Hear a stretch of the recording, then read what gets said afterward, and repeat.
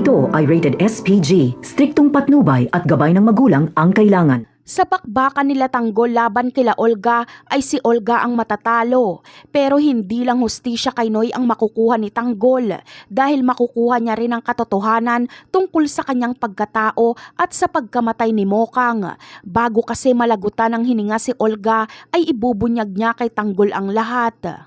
Sasabihin ni Olga na nagpapanggap lang siya bilang beng pero siya si Olga at siya ang pumatay kay Mokang. Sasabihin din ni Olga na hindi si Rigor ang totoong ama ni Tanggol dahil ang asawa ni Mokang na si Ramon Montenegro ay ang totoong ama ni Tanggol. Pinagsamantalahan daw umano ni Ramon si Marites kaya nabuo si Tanggol. Magiging emosyonal si Tanggol sa kanyang malalaman kay Olga.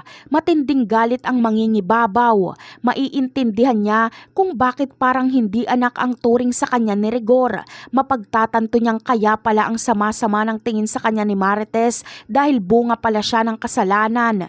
Sasama ang loob ni Tanggol sa kanyang pamilya pati sa kanyang lola Tinding dahil hindi nito sinabi sa kanya ang katotohanan. Sa kabilang banda naman ay akala ni David ay napapaikot niya pa rin si Ramon. Pero ang totoo ay siya ang napapaikot ni Ramon. Alam na ni Ramon na impostor itong ipinakilala sa kanya ni Olga. Pero magpapanggap lang si Ramon na wala pa siyang alam. At nang sa ganon ay matuntun niya si Olga.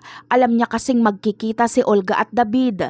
At kapag mangyari ito ay sabay niyang tatapusin ang dalawa. Napakarami pa nating dapat abangan. Bye!